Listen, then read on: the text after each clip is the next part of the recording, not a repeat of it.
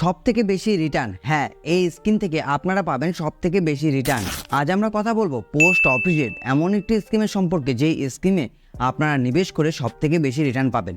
Post অফিসে যত scheme রয়েছে প্রতিটি স্কিমের সঙ্গে যদি আমরা তুলনা করি দেখা যায় যে এই স্কিমটি সবথেকে বেশি রিটার্ন দিয়ে থাকে। হয়তো অনেকেই এখনই ওয়েবসাইট খুলে বসে গেছেন পোস্ট অফিসে যে কোন স্কিমে সবথেকে বেশি ইন্টারেস্টেড দিচ্ছে, সেই স্কিমেই তো সবথেকে বেশি রিটার্ন দিবে, তা কিন্তু নয়। যখন আমি এই ভিডিওর মাধ্যমে পুরো ডিটেলসটা আপনাদের বোঝাবো কেন এই স্কিমটি সবথেকে বেশি রিটার্ন দিচ্ছে এবং কত টাকা নিবেশ করে আপনারা কত টাকা অবধি রিটার্ন পেতে পারেন, তখন আপনারা নিজেরাই বুঝতে পারবেন কেন এই স্কিমের কথা আমি আপনাদের বলছি। এই স্কিমে নিবেশ করার জন্য আপনাদের যেতে হবে পোস্ট অফিসে। স্কিমটির নাম হলো এনএসসি, ন্যাশনাল সেভিংস সার্টিফিকেট, এবং এই স্কিমে সবথেকে বেশি রিটার্ন পাওয়া যায়। আবারও বলে দিচ্ছি, ইন্টারেস্ট রেট কিন্তু সবথেকে বেশি নয়, কিন্তু রিটার্ন সবথেকে বেশি কিন্তু এই স্কিমের মাধ্যমেই পাওয়া যায়। এই ভিডিওর মাধ্যমে যেসব টপিক নিয়ে আমরা আলোচনা করব সেগুলো হলো এই স্কিমে নিবেশ করার জন্য ক্রাইটেরিয়া কী রয়েছে, এই স্কিমে ট্যাক্স বেনিফিট পাওয়া যায় কিনা, লোন ফ্যাসিলিটি রয়েছে কিনা, এবং এই স্কিমে কত টাকা নিবেশ করে কত টাকা অবধি রিটার্ন পাওয়া যেতে পারে, প্রতিটি বিষয় নিয়ে আমরা এই ভিডিওর মাধ্যমে আলোচনা করব। তাই অনুরোধ করব যাতে ভিডিওটা আপনারা পুরো দেখেন, কারণ নতুন ইন্টারেস্ট রেট অনুযায়ী আপনারা কতটা লাভবান হতে পারবেন এই ভিডিও দেখলেই বুঝতে পারবেন। তার সাথে যদি ভিডিওটি আপনাদের একটুকু ভালো লেগে থাকে তাহলে ভিডিওটা লাইক, শেয়ার এবং চ্যানেলটিকে সাপোর্ট করার জন্য সাবস্ক্রাইব করতে কিন্তু ভুলবেন না। সবার প্রথম আসি কারা কারা নিবেশ করতে পারবে। আপনারা যদি ভারতীয় নাগরিক হয়ে থাকেন তাহলে সবাই এই স্কিমে নিবেশ করতে পারবে। এই স্কিমে নিবেশ করার জন্য আপনাদের যেতে হবে পোস্ট অফিসে। পোস্ট অফিসে আপনাদের এই স্কিমে নিবেশ করার আগে থাকতে হবে সেভিংস অ্যাকাউন্ট। সেই সেভিংস অ্যাকাউন্ট থাকলে কিন্তু আপনারা এনএসসি মানে ন্যাশনাল সেভিংস সার্টিফিকেট স্কিমে ইনভেস্ট করতে পারবেন। যদি আপনাদের সেভিংস অ্যাকাউন্ট না থাকে সেই ক্ষেত্রে আপনারা প্যান, আধার এছাড়াও 2 থেকে 3 কপি ফটো নিয়ে গিয়ে আপনারা পোস্ট অফিসে সেভিংস অ্যাকাউন্ট ওপেন করাতে পারবেন। ডিপোজিট অ্যামাউন্ট হতে হবে 500 টাকা।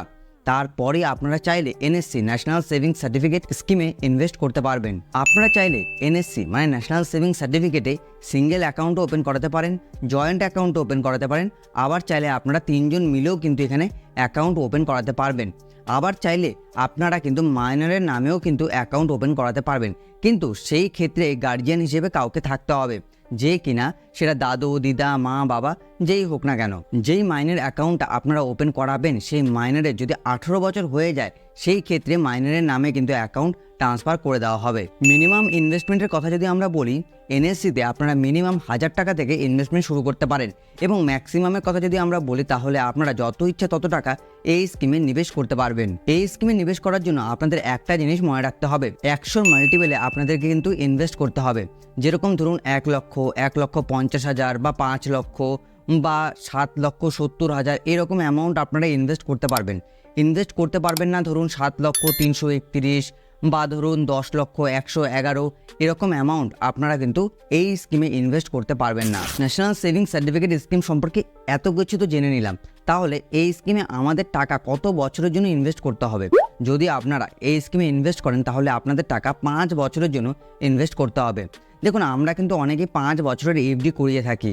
সেই ক্ষেত্রে দেখা যায় যে এফডি থেকে এই এনএসসি স্কিমে যদি আপনারা নিবেশ করেন তাহলে অনেক গুণ বেশি রিটার্ন আপনারা কিন্তু পাবেন।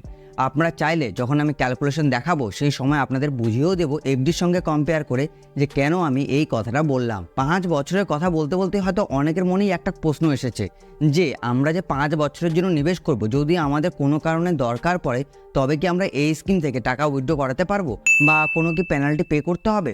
তো চলুন সেগুলো একবার জেনে নিই। ফার্স্ট কন্ডিশন হলো, যে কিনা অ্যাকাউন্টটা ওপেন করিয়েছে বা যার নামে অ্যাকাউন্টটা রয়েছে তার কোনো কারণবশত ডেথ হয়ে যায়, সেই ক্ষেত্রে কিন্তু অ্যাকাউন্ট ক্লোজ করে যেই টাকাটা রয়েছে সেটা নমিনিকে দিয়ে দেওয়া হয়। সেকেন্ড অপশনটি হলো, ধরুন আপনাদের টাকার দরকার পড়লো এবং আপনারা অ্যাকাউন্ট ক্লোজও করাতে যাচ্ছেন না, সেই ক্ষেত্রে আপনারা এনএসসি অ্যাকাউন্ট দেখিয়ে লোন নিতে পারবেন, এবং সেই লোন যদি মেটাতে না পারেন সেই ক্ষেত্রেও কিন্তু অ্যাকাউন্ট ক্লোজ করে দেওয়া হয়। এবং থার্ড কন্ডিশন হলো অর্ডার বাই কোর্ট।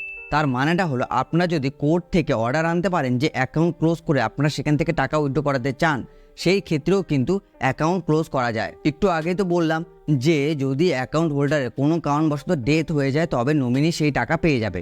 তার মানে এই স্কিমে আপনারা নমিনি ফ্যাসিলিটিও পাবেন।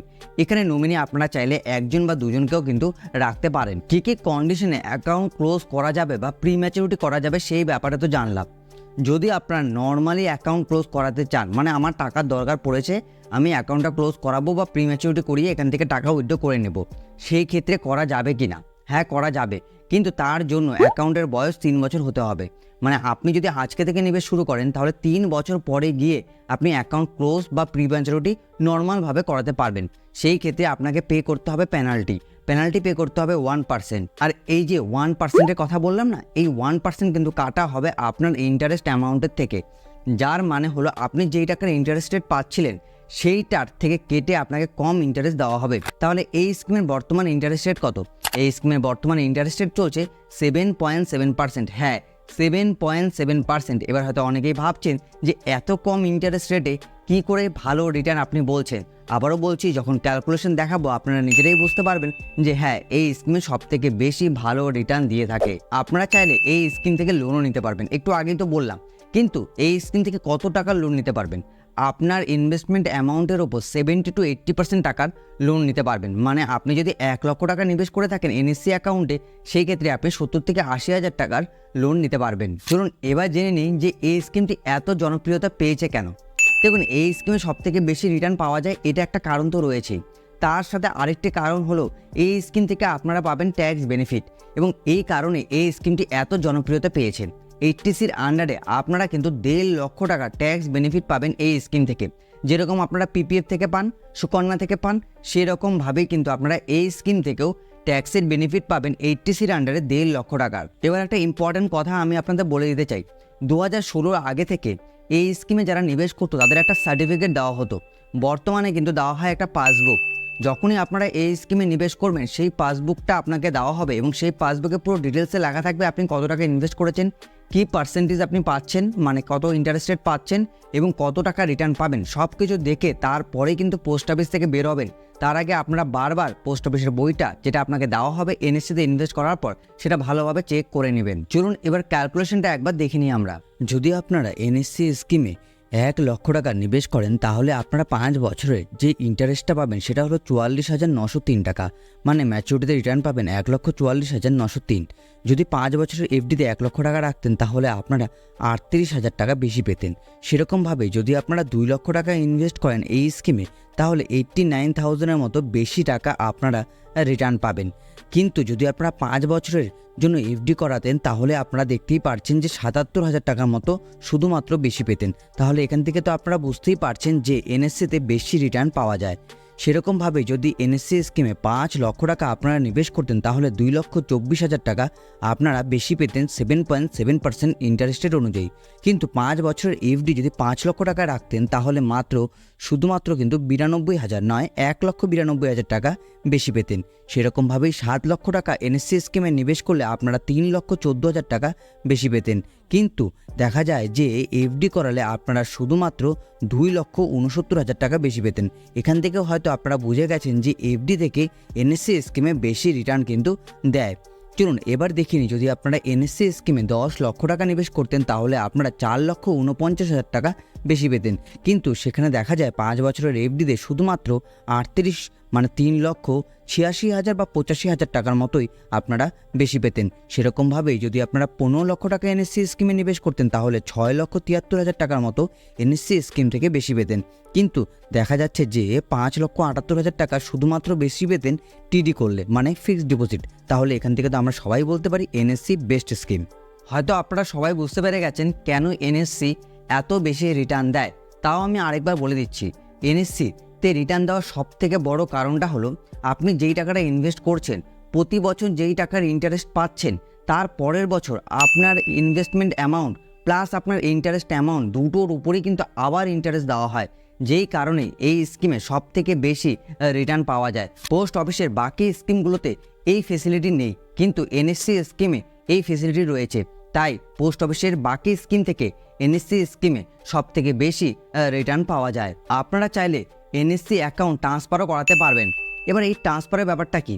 যদি আপনারা আপনার বাড়ির পাশে কোনো পোস্ট অফিসে এনএসসি অ্যাকাউন্ট খুলে থাকেন এবং 2 থেকে 3 বছর পর আপনাকে বাইরে কোনো একটা জায়গায় যেতে হলো এবং সেখানে গিয়ে আপনি চাচ্ছেন যে আপনার বাড়ির পাশে যে এনএসসি অ্যাকাউন্ট আপনি ওপেন করিয়েছিলেন সেটা আপনি এখন বর্তমানে যে অ্যাড্রেসে রয়েছেন সেখানে ট্রান্সফার করাতে, মানে সেখানকার পোস্ট অফিসে ট্রান্সফার করাতে, সেটা আপনারা চাইলে করাতে পারবেন। তার জন্য সামান্য কিছু চার্জ কিন্তু আপনাকে পে করতে হবে। তো আশা করব এনএসসি স্কিম নিয়ে আপনাদের মধ্যে আর কোনো ডাউট নেই। যদি এর পরেও কোনো প্রশ্ন আপনাদের মধ্যে থাকে তবে নিচে কমেন্ট বক্স আপনাদের জন্য সবসময় খোলাই রয়েছে।